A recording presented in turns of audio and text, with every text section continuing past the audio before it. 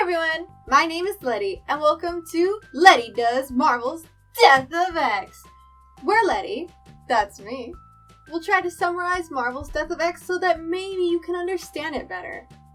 Maybe, with heavy emphasis on the try. Anyhow, today's episode is the first in a series of 4 where I'll be talking about Marvel's Death of X, which just ended like a month ago. Spoiler alert, Cyclops dies.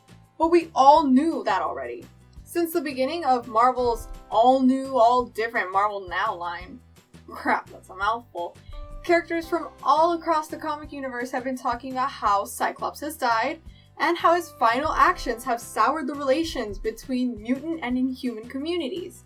So Death of X is really a flashback story of how exactly he died. We begin a year ago with Cyclops and Emma Frost leading the Uncanny X-Men on a mission to Mirror Island, where they received a distress call from Jamie Madrox, the Multiple Man. As they arrive at Mirror Island, they find that it is covered in a green mist. Up in the skies above Japan, the all-new Inhumans are arriving in anticipation of the incoming Terrigen Mist, which will gift anyone with Inhuman DNA in their bloodline Inhuman abilities. Crystal and her team are excited to see that the majority of the population aren't hiding in fear, but just kind of hanging out in excitement to see if any of them are Inhumans. Meanwhile, the Uncanny X-Men land on Mirror Island, surrounded by the Terrigen Mist. Magic remarks that the area looks uncomfortably empty, while Goldballs begins to grow very sick. Cyclops and Emma Frost find blood trailing along the floor as they arrive at their final destination, a mutant research facility. Emma Frost, a telepath, notes she can't sense any minds besides their own. Strange, considering the facility was supposed to be fully staffed. Inside the facility, they find the area devoid of any signs of life. Magic lights up the room with her soul sword, and we find a mutant scientist covered in these disgusting boils, dead. As Cyclops vows to find out what happened to this facility, the Stepford Cuckoos, teenage clones of Emma Frost, sense another presence outside. We cut back to Japan, where several of the local population have undergone terrigenesis and are transforming into Inhumans in giant cocoons. Inhumans do that. We see someone saying that the cocoons throughout the city should be gathered up for research. But it's not Crystal and her team, it's Hydra. They prepare to attack the local people surrounding the cocoons when the all-new Inhumans come to take them down. Problem is, the Hydra gang brought backup. Big backup, in the form of battle-ready helicarriers. The Uncanny X-Men head out in search of the mental presence the Cuckoos felt, with Magic commenting that the entire island feels as if it's a tomb. She's not entirely wrong, as they come across the mass grave of Jamie Madrox. All of him. Cyclops finds the sole survivor, the original Multiple Man, who tells Cyclops with his dying breath that the Terrigen Mist did this to him. The Terrigen Mist killed everyone on the island. Cyclops yells at Madrox, desperate for more answers, but he's gone.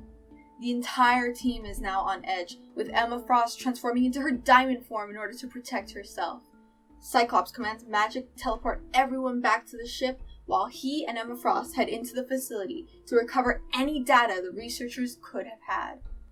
Inside the facility, the two call Beast and explain the severity of the situation, sending him all the data they could recover.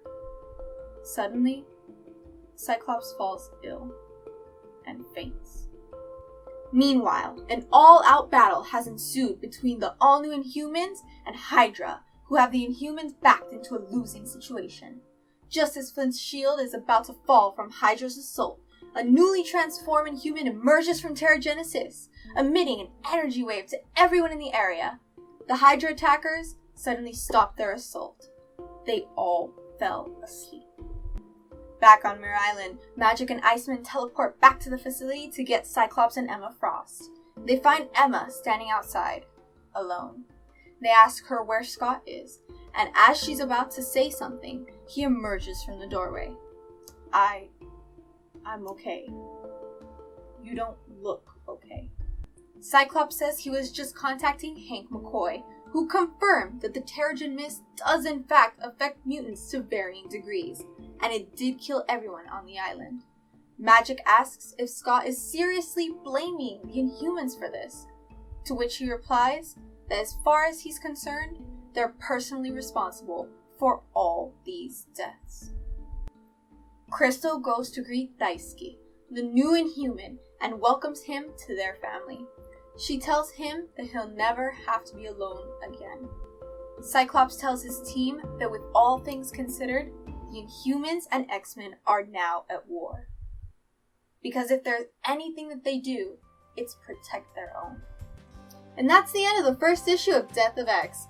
And Cyclops still looks very much not dead. But he has, however, declared war on the Inhumans, so we can kind of see how he becomes the hated character everyone has been talking about for the past year.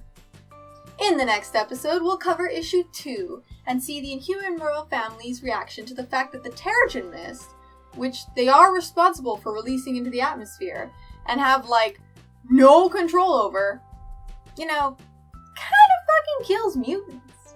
Well, that's it for now. If you like this video, please like and subscribe. And if you'd like to support my channel and get some cool rewards for it, you can check out my Patreon by clicking that I button up there or checking out the link in the description. And I will see you next time. Bye!